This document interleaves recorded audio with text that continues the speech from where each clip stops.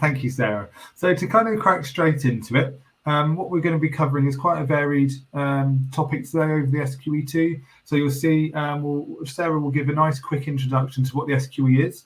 There is the understanding that as being here is the SQE2 preparation course.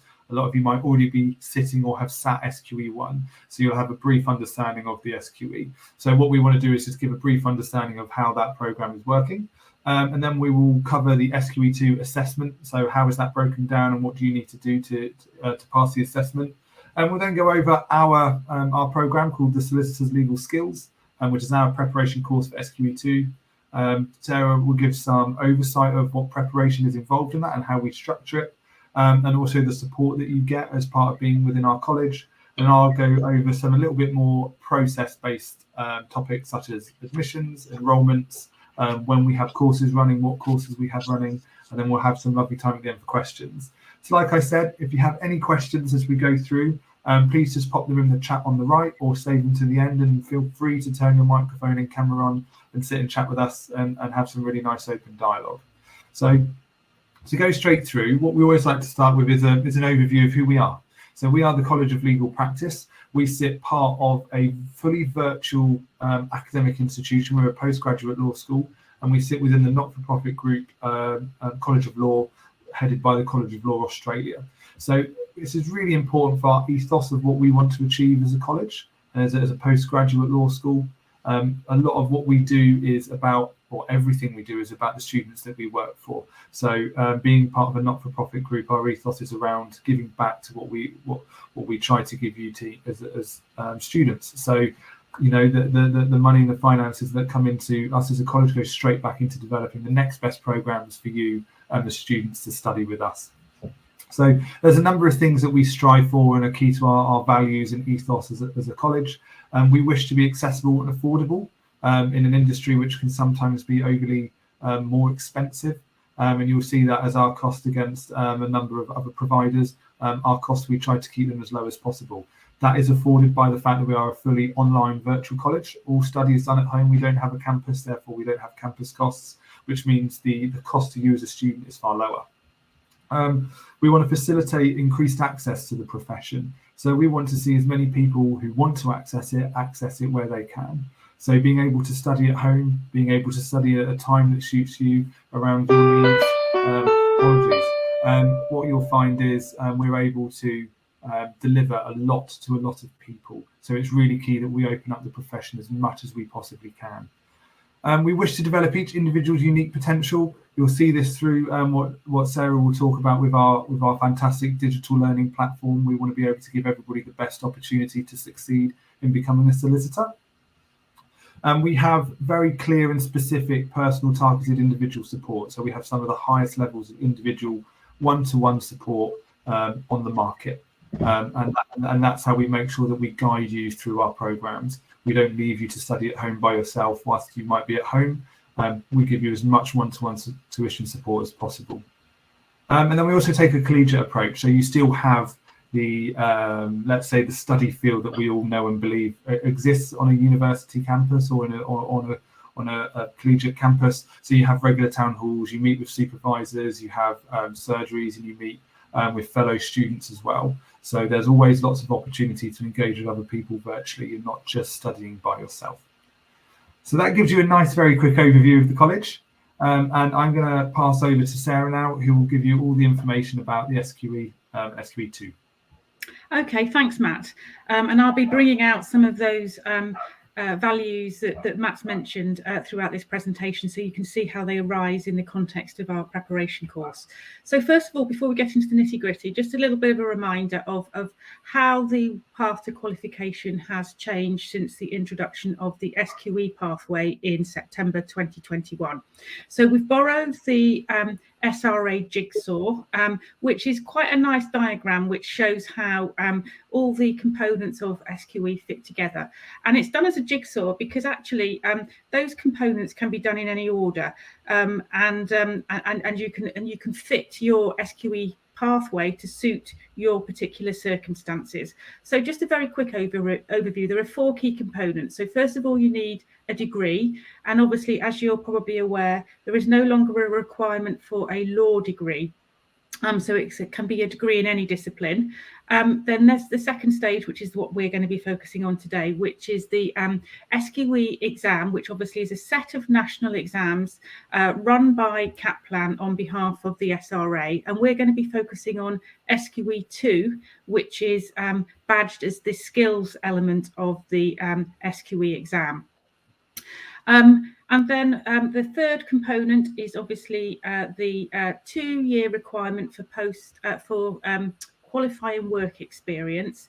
And again, as it says on the slide, you can do the QWE at any time during that pathway to qualification. So quite a lot of our students have come onto our SQE 2 prep course already having attained most, if not all, of their QWE, or perhaps they're building that up as they go through their studies. And then finally, the red piece of the jigsaw at the final bit of qualification is obviously making sure that you're of suitable character to become a solicitor, and that's obviously a check that's done by the SRA.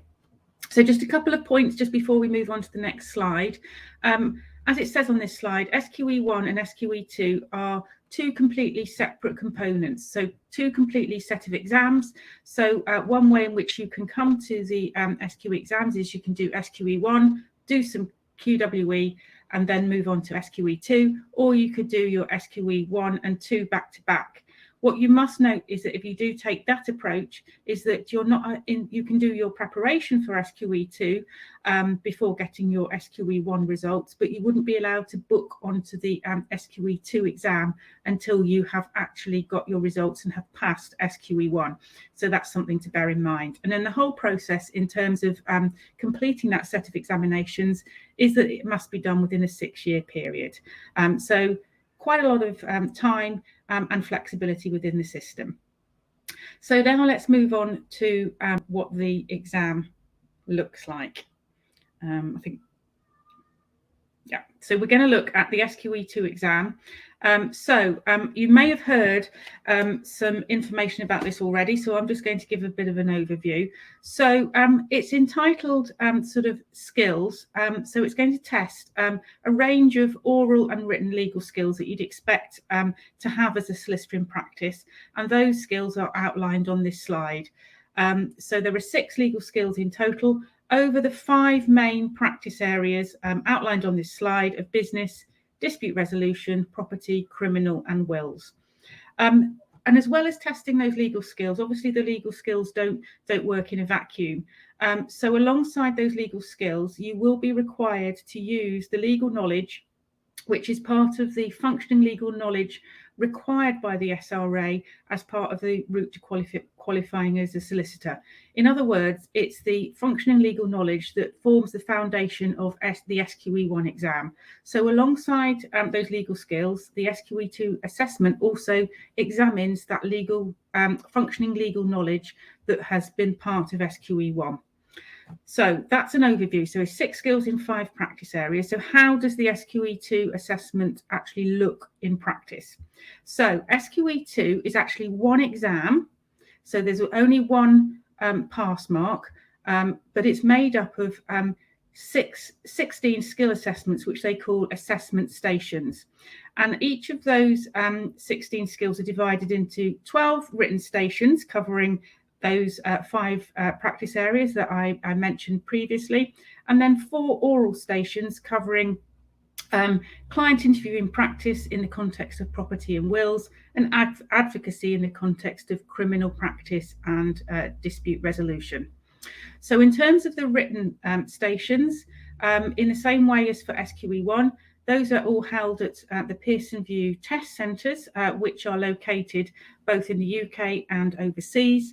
But as things stand, in terms of the oral stations, there are 3 UK-based centres where you can take those oral exams, based in Cardiff, Manchester and London.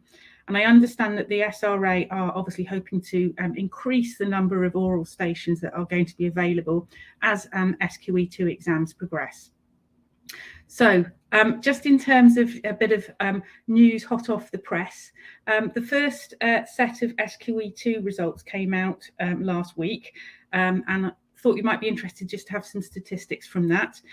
So in terms of the pass mark for SQE2, there is no set pass mark because of the way in which the exam is organised, but just so you know, the pass mark for the recent set of SQE2 exams was 66%, and 77% of students who sat the exam actually passed SQE2. So that's a good set of statistics. Perhaps when you compare it with SQE1, where the pass rate was a little bit lower at 53%.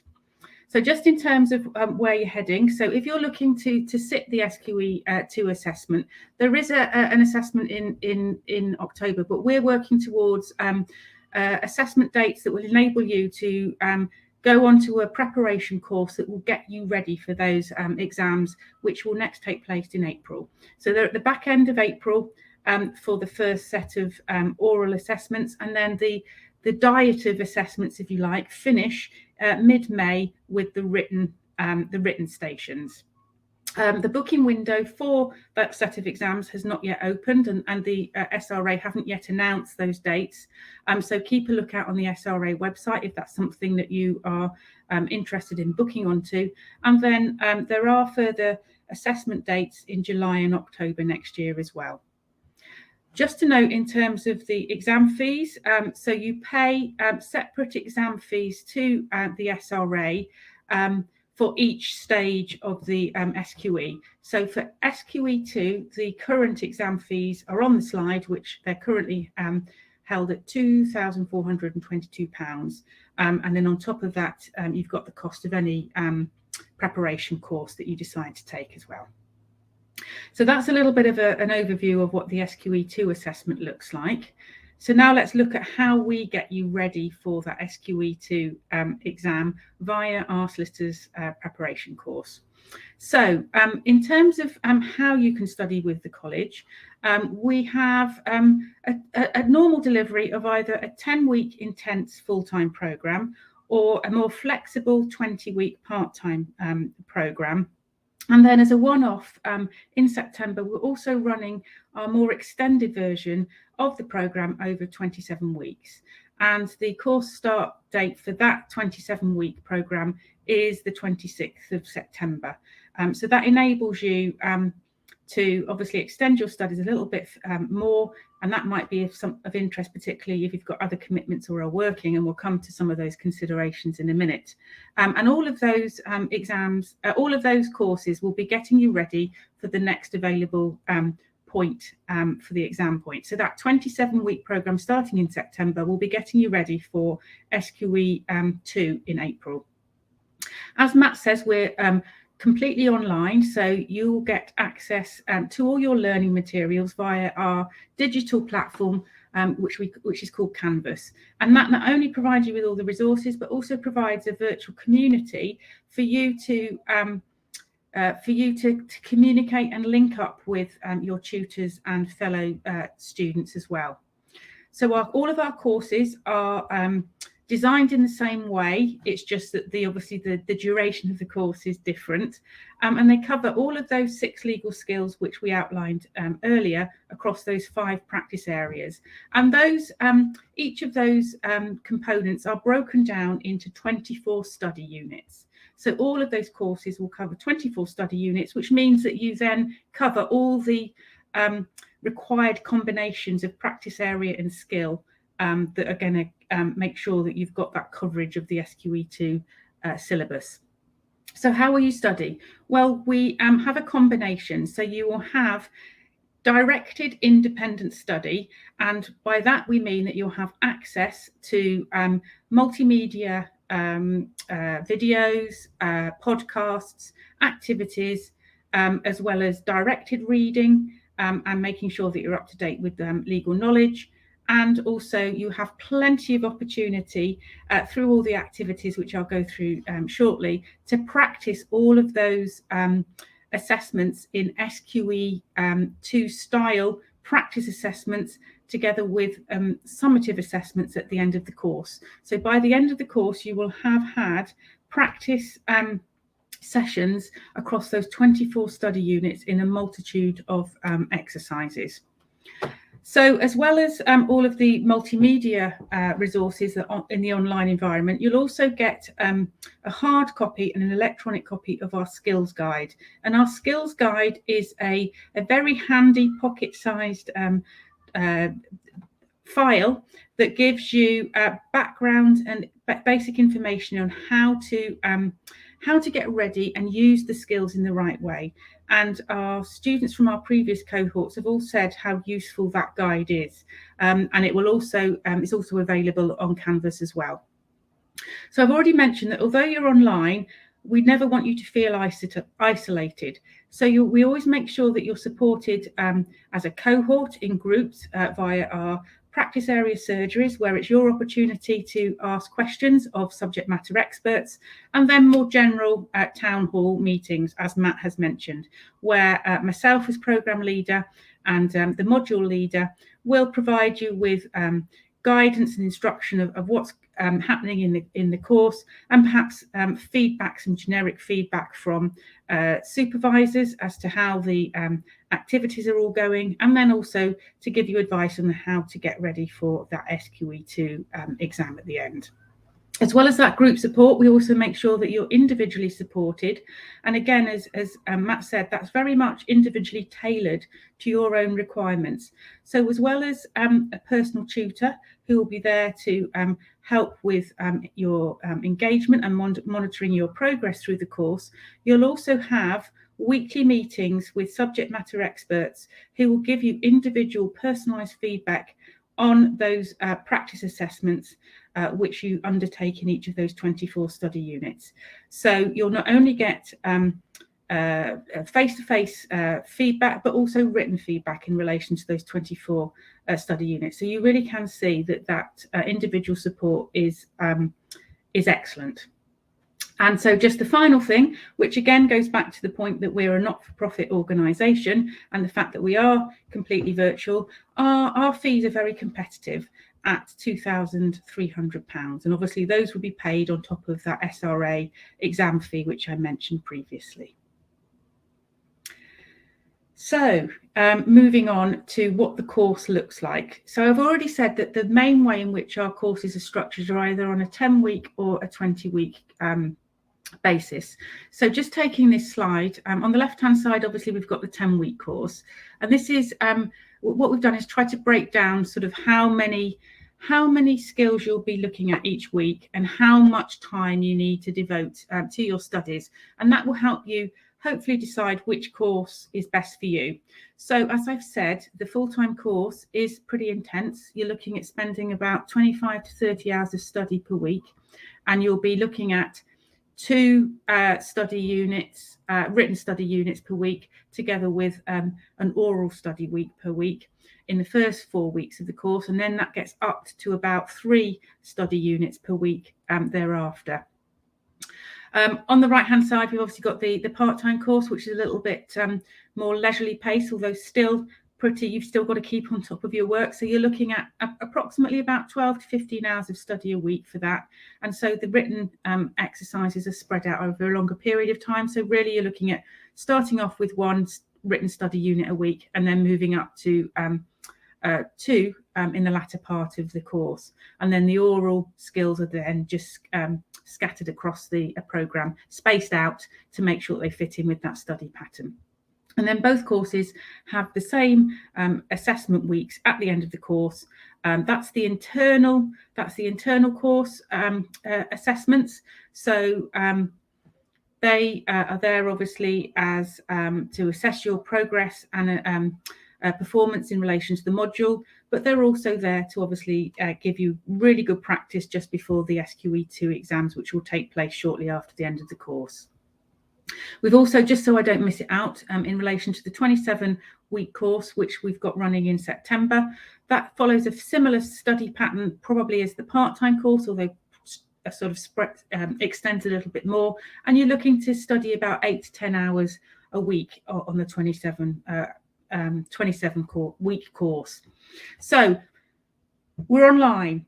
And therefore, obviously, there's a flexibility as to when you can study the individual study units. However, there are designated points during the week when you will be meeting with supervisors on a one-to-one basis. So that's something that you do need to take into account when assessing the suitability of the course for your needs. So in order to help you plan your time and make sure that you can fit in those one-to-one appointments with the supervisors, and that's a really important part of the course, because that's the chance when you get that individual personalized feedback from the supervisor on how you're doing. We place them on Mondays and Fridays. So on a Monday, you would meet with a supervisor in relation to a piece of written work that you will have submitted the week before. And there are 20 of those appointments that are dotted throughout the course.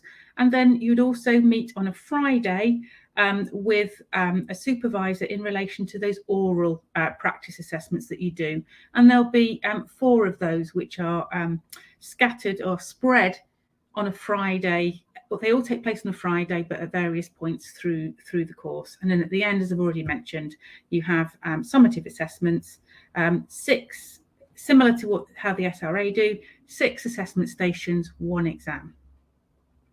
So that's how the course is structured.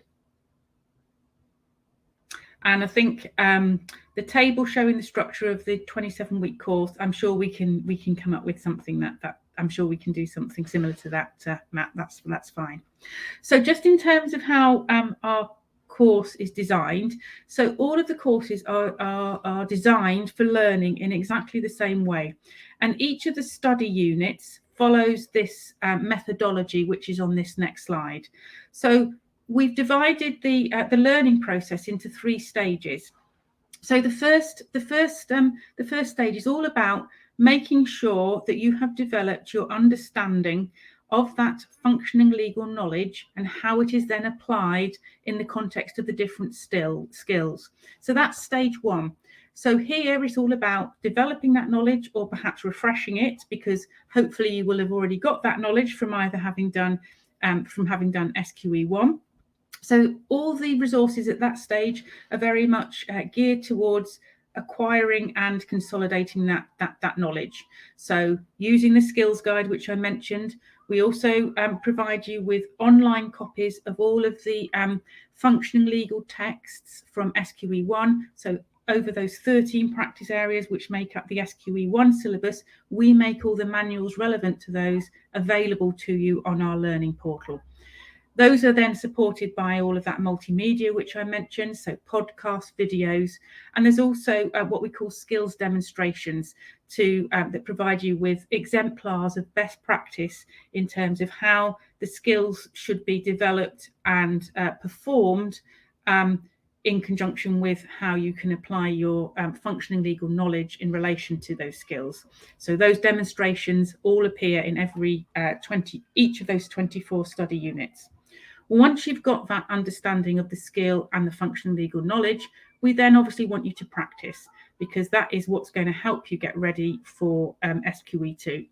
So we give you lots of different types of practice. So in terms of the legal knowledge, we give you access to multiple choice questions, flashcards, and podcasts, again, which are all designed for you to be able to capture that legal knowledge and retrieve it quick off the mark, so that you can hit the ground running when you get to complete the exercises. So as well as developing and practicing that legal knowledge, we also obviously want you to develop that in the context of the skills. So we have, each study unit has 2 build activities, which is your chance to start developing those skills and applying legal knowledge in the right way. And then on top of those build activities, we also have each study unit also has what we call self-practice. So this is your chance to have a go at a simulated SQE2 style assessment in each of the 24 study units. And as the name suggests, you practice yourself, mark your own work, and then reflect on your performance. And all of that is in readiness for all of the performances which take place in your practice assessments in front of supervisors. So as I've said already, each of the 24 study units, you have the opportunity to either submit a written piece of work, which will be marked by a supervisor with individual feedback, both written and oral. And then in relation to the 4 oral skills, you'll have the opportunity to practice those simulated assessments in front of a supervisor who will give you feedback. So, and all of the activities, the self-practice and practice and feedback, are all designed to simulate SQE2 style assessments. So plenty of opportunity to have a go at SQE2 style exams before you sit the real thing. So hopefully that gives you a really good idea of what our learning design looks like. So now let's move on to the next slide, which deals with obviously the supervision and support that we've got in conjunction with all of that learning design. I've already mentioned some of this already, so I'll just recap. So as I said, each of our SQE2 courses is supported by a program leader, myself. I'm the program leader for SQE2 preparation. I'm supported by a module leader. And then alongside myself and the module leader, we're then supported by a range of practitioner supervisors who will act as what we call subject matter expert supervisors, who will be the ones that will be marking your work and giving you that feedback. So they're all practitioners or experts in the particular practice area. And also, they will also support you, as I said, in relation to that individual feedback for the 24 study units. Already talked about the fact that you have the group support via the surgeries and town hall meetings. And then in addition, we make sure that you have regular one-to-one meetings with a personal tutor / one-to-one supervisor who will help you with any sort of pastoral issues you've got. But most importantly, will be there to make sure you keep on track in time to meet and be SQE2 ready for the exam by the end of the course. And there'll be an ongoing dialogue in relation to that throughout the course. We also, as I said, want to make sure we have a sense of community. So we have various forum in which students can communicate with each other and link up with each other. We set up a weekend study support group via Zoom. We have discussion forum. And then obviously we also want to make sure that you're also supported from a wellbeing point of view. So we have access to dedicated wellbeing support. And obviously we understand that IT is critical given the fact that we're an online provider. So we make sure that you have access to that all important IT support as well. So some considerations for you to think about in deciding what kind of course and what kind of preparation course is best for you, and which of those 3 courses that I've outlined are going to be the best for you given your circumstances.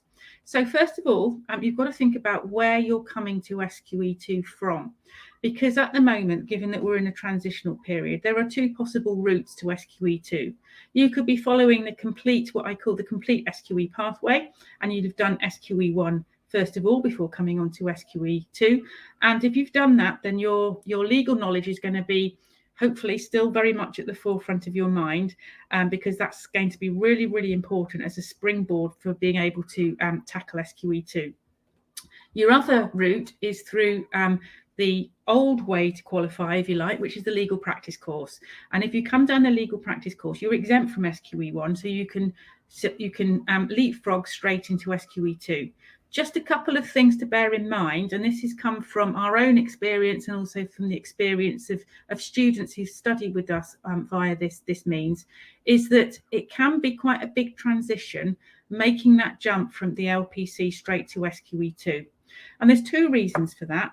The first is that the range of functioning legal knowledge that you need to be able to tackle SQE2 is greater than the LPC syllabus. So remember I said that SQE1 covers 13 practice areas.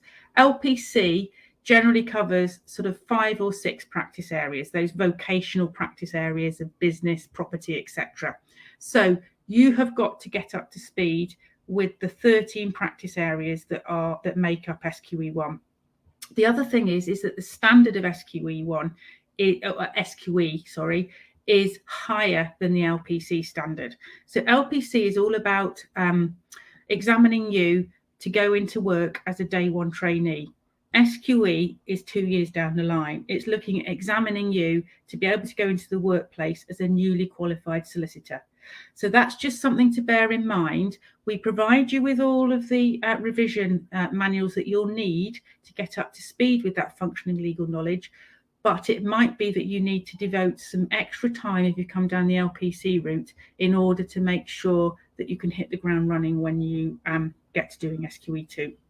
So that then feeds into the next consideration, which is how much time do you have to learn? So obviously you do need to bear in mind how you've got to SQE2 into that.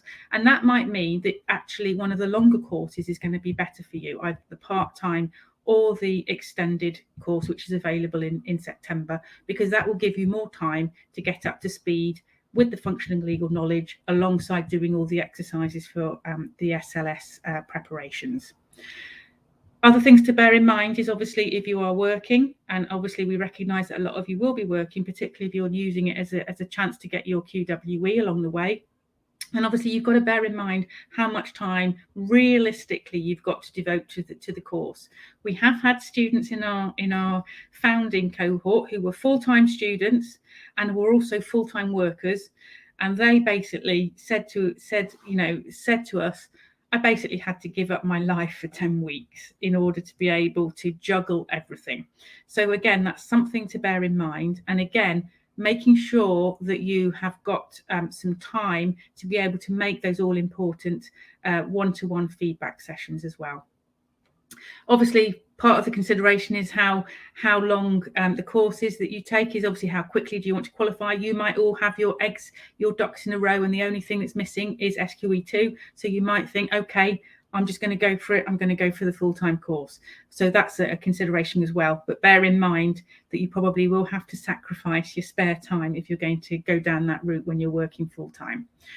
Next important thing is, will your employer support you? And we're not just talking financially there, and hopefully, it'd be great if they can pay some if not all of your fees, but we're also talking about time as well, because it is an intense, both courses are intense. And as I said, there are times during the day when you might need a little bit of time out. So the more supportive your employer is, then obviously that's a consideration to take into account as well. I'm going to jump to the QWE because I think it fits in better, and then I'll come to funding last. And then obviously QWE along the way. Obviously, I've already said that a lot of you will be working, and actually that's got real benefits as well as it helping to get you to that 2-year qualifying work experience requirement. Having that QWE while you're doing SLS is really beneficial because it gives you an opportunity to see how those skills really work in practice. And even if you're not working in the particular practice area that you're studying, hopefully you'll have colleagues who can be able to show you documentation, talk you through processes, and that will really help to make the activities that you do on the course stand out in real life, and so you can see how they actually translate into the working environment. So that's something else to think about as well. Finally, funding. Obviously, qualifying as a solicitor is not a cheap option, and obviously understand that funding can be critical. So we offer an instalments process for paying your fees. That's paying the course preparation fees, not the SQE fees. But if that's not sufficient, then obviously bear in mind that we offer the SQE2 preparation course on 2 bases, either as a standalone, so just as a one-off module, or you can wrap it up in an LLM in legal practice. And if you go down that route, then you may be eligible for that postgraduate loan finance from the student finance body in the UK. So that's something to think about, and quite a few of our students have gone down that route. So there's lots of things to think about, and obviously at the end of the day it's for you to decide which of the most important considerations are for you. But hopefully what we've done today is shown you some of the things to think about and how those might fit into the courses that we provide. So I'm now going to hand over to Matt, who's going to take you on to the final few slides of the session. Amazing. Thank you, Sarah. So much information for everybody to pick up there. Yeah. So if, like I said, if you do have questions, and we've had a couple that have come in already, which is great. We've had some questions sent in before the event. We'll pick those up at the end. But as I go through these last more process and objective bits of information, keep those questions coming through, and we'll make sure that we get them to you at the end. What I'm going to go over now, like I said, is process, is a little bit more about the decision-making points. So what you can see in front of you are all the SLS courses that we're running over the next 12 months or so, slightly longer, on a part-time and full-time basis. So you'll see that the list at the top are all of our full-time courses that we're going to be running up until towards the end of 2023. So you'll see that each of the full-time courses, we align them, well, all of our courses, we align them to an SQE2 assessment date. So as Sarah said, as the last week of your time on the course with us, we make sure we go through those assessments. We'll see how ready you are to take the SQE assessment. So we line you up ready that you couldn't be better prepared, having just sat maybe a mock exam of the SQE to then go and do it for the real thing in a week or two time. So you'll see that has all of our assessment dates on there. All of our applications close a week or two prior to the course starting. We have this year, for some of our courses across different courses, had late application deadlines, and we've extended them slightly. So please do work by the dates you see in front of you. Don't wait and leave it, but sometimes we might open up for some late applications depending on the volume that we have come through. So keep those in mind. You'll see on the part-time, on the bottom half of the page, we have the one-off 27-week course starting at the end of next month in September, and then we have our two slightly shorter part-time courses over the 20-week period. Again, we don't have specific assessment dates as they need to be confirmed by SRA, but we line those up as to when we know they're going to be, or in the ballpark region of. So it's handy to line that up, and that takes it back to the considerations that Sarah just gave you. You know, are you working full-time? Are you working part-time? Do you want to deliver it over a longer period, a shorter period? When do you want to qualify? That's always a big question and directs your timeline of events. So keep those in mind. You'll see I've just posted in the chat as well a link to our course schedule, so you can find all of our courses and all of the schedules for each of those courses on there. And I've also put the fee schedule as well. So like Sarah said, we don't ask for if you want to pay the full fee up front, you're able to us. But we also offer an instalment dates. To confirm your place on a course, you have to pay £150 non-refundable deposit. And then we have a couple of instalment dates for you to pay the remainder of the fee. So we don't ask for that straight away up front, which then sometimes if you're taking a loan out for a course or have other payment arrangements, it can fit in around those as well. So next we have how to apply. So what do we want to see the process for you to make it as easy as possible? So for all of our courses currently for the remainder of 2022, you just need to have a UK undergraduate degree or equivalent. So that could be a degree from a different country at undergraduate level. That ties into the next point, which if English isn't your first language, but you wish to sit the SQE2 preparation course with us, you need to have at least a 6.5 overall in the IELTS language exam, and with a minimum of 6 in each area. So that's worth keeping in mind if English isn't your first language. For the courses we've just spoken about that start in 2023, from 2023 onwards, so the 1st of Jan, all of our courses will have a minimum 2-2 entry requirement. So that's not dead set as in hardline, as in if you have a third, you won't be considered. You are still able to apply if you have a third-class degree with what university you studied with, but you would be required to have further conversations with the college just to make sure that we are aware it's for you. And that's not because we want people only of a certain academic level coming to us. We want to make sure that you're signing up to a course we believe you have the ability to fulfill, because we want you to do the course and do it as best as you possibly can. So it's more around making sure that if there needs to be special arrangements, as we do extenuating circumstances and special arrangements, we can put those in place if needed, but we want you to be able to get the best out of the course. So process is on the right, relatively easy for our SQE2 preparation course. You just head to the SQE2 page on our website, hit apply, and it will take you through to our form. And once you complete that form goes through to our student services team, who are a fantastic team, and they will process your application and come back to you with a decision following conversations with other members of the college. We aim to send these around in 2 days, so it's a relatively quick process, or we try to keep it as short as possible. As like I said, sometimes people apply to these sometimes shorter notice than they might have planned, so we try to accommodate those applications where we can. Again, if you're unsure or you have any questions, in the event chat, I posted our info@ email address. So this is covered by myself and our recruitment team, but also our student services team. So if you have any questions about admissions process or any of the criteria you see in front of you, please just drop us an email via on there, and we'll be able to get some questions back to you, or answers back to you for the questions that you have around our admissions and criteria processes. Really key to note, if you have any more questions or you're still looking for answers, you can see the phone line straight in front of you. That will come through to somebody like myself, and we're there ready to answer questions for you. The info@legalpractice.com is the main email for anybody who is considering becoming a student. So if you're a prospective student to the college, that's the best way to get in contact. But also head to our website, and as you can see, a number of links I've put in the chat for you to pick those up. Another great way of being able to keep in contact with us, see what we're doing, follow us on social media. What I'll do in a second is post in the LinkedIn group. It's really key that we think people join our LinkedIn group if you're considering the SQE.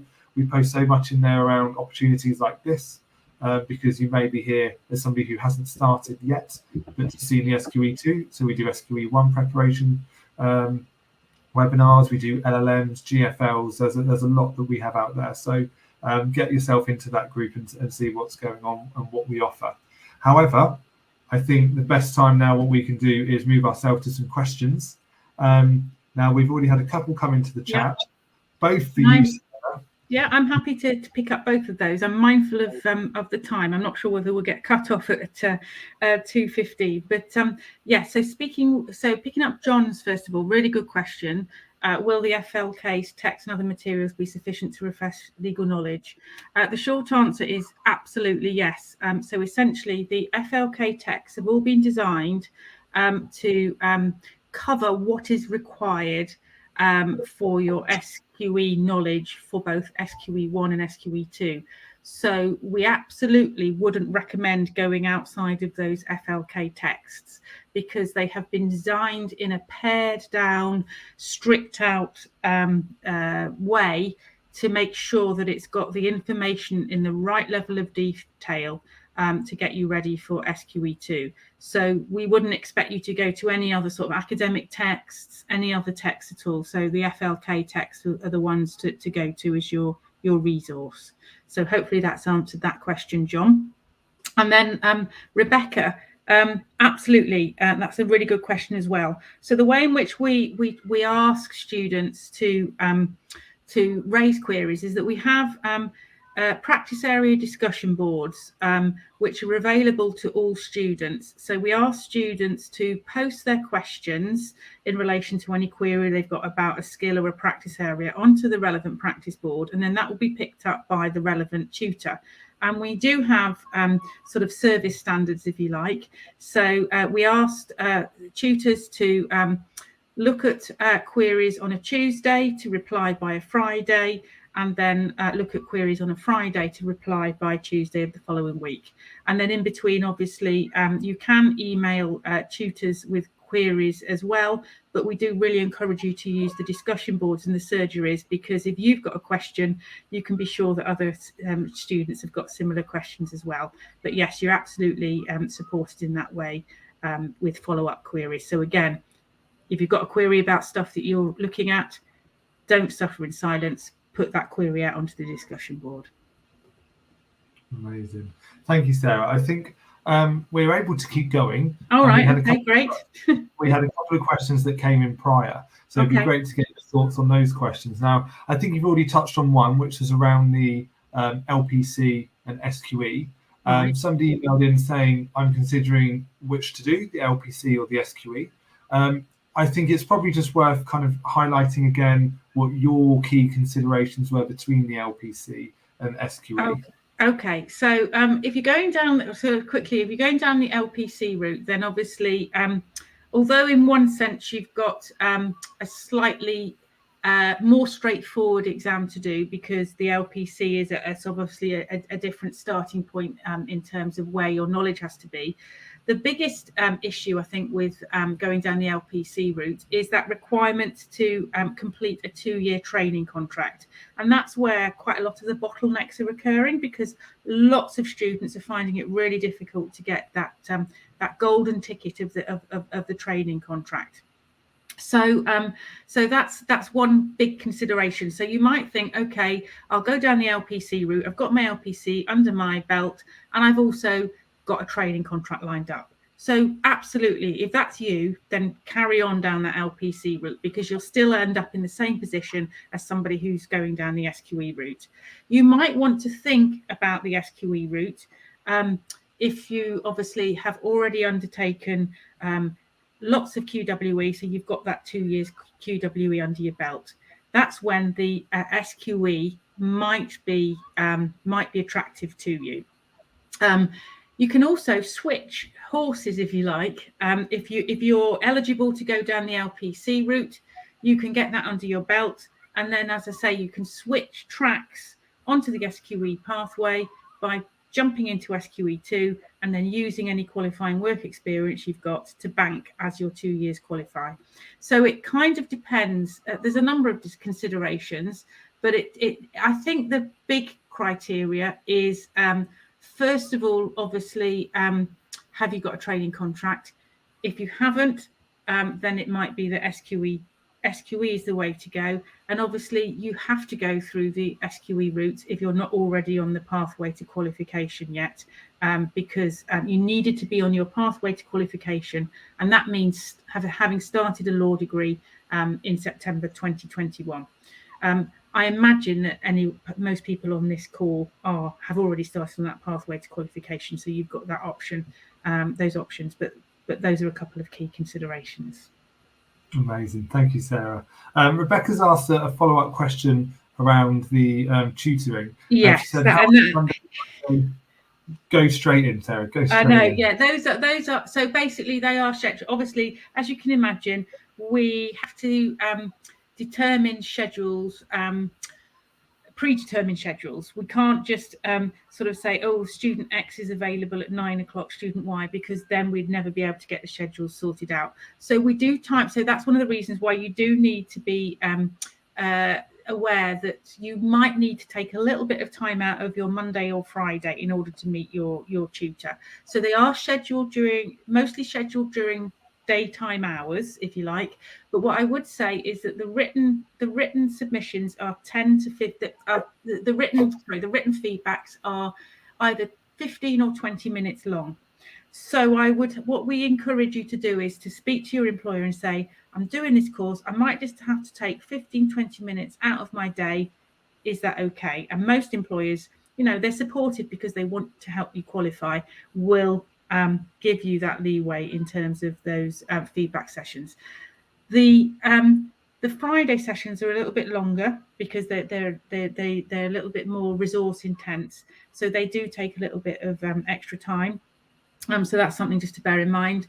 And then if you've missed one due to sickness, then I'm afraid that you will miss that particular opportunity. But what I would say is that obviously there are 24 study units throughout the course, so you've got plenty of other opportunities to practice, and you'll also get what we call exemplars, which are very detailed answer guidance as to how to conduct a particular performance or how to undertake a piece of written work, so you can have a go at doing it yourself and then mark your work against that exemplar. Amazing. So there's another lovely question that's just come in from Zora. Is there a strong selection to apply for the College of Legal Practice course? I'm doing the LPC and will finish it by the end of the year or beginning of 2023 and would like to apply for the SQE2 to prepare for the April session. Is this possible? Absolutely. Yes. So if you're thinking of finishing essentially, if you want to join us, and we'd love to have you at the college, then you would be looking, I think, to join. If you want to do SQE2 in April, but you're not finishing the LPC until maybe the end of the year, then it will be the full-time course, that you'd be able to join in January to get you ready for SQE2 in April. So that's something to bear in mind. I'm not quite sure what your situation is in terms of what other commitments you've got, but bearing in mind you've got that about 25 hours of study a week. So sort of bearing that in mind if you are thinking of joining our full-time course. What I would say is it's not that long to wait from April to July. The SRA have got they've put in an additional sort of SQE2 assessment point in July, which wasn't there last week. So if you're thinking full-time really might be too much, then you'll be able to join our part-time course, which will start a little bit later in the year. Can't quite remember off the top of my head. I think it's May. Maybe earlier than that, February, which will get you ready for that July assessment point, and that might be more sensible and realistic depending on your circumstances. Amazing. That also feeds into a question we had sent prior. Somebody sent a question in prior asking, is it too late to get onto a preparation course for the October 2022 sitting? Yes, is the short answer, in the sense of both of our preparation courses for getting you ready for SQE2 in October have already started. So yeah, they're nearly finished. We're in September, so there's only we're in September tomorrow, so there's only 4 weeks left. So unfortunately, yes, but then obviously we've got a suite of courses to get you ready for the next assessment point. Well, Zora had a follow-up question. I am working full-time. Can I ask why it's not possible to prepare it from September? You can, but what I would say is that you can absolutely. So you could do that 27-week preparation course. I was just thinking that if you haven't completed your LPC, actually doing the LPC and SQE2 prep course might be too much to take on board, and also might be confusing because of the fact that there are there are overlaps in some of the things that you do, but obviously the standards are different, and obviously the LPC, there's still going to be assessments and exams that you've got to sit. So I think bearing in mind even the 27-week, there's still quite a lot of work to keep on top of. So I would think if you're working full-time, doing the LPC, I think doing an SQE2 prep course might be a step too far, would be my view. Rebecca's asked, and I think this might be more of a question for me. I think it is, Dan. Matt. Yeah. Is there some way to see objective reviews, testimonials of our course / courses?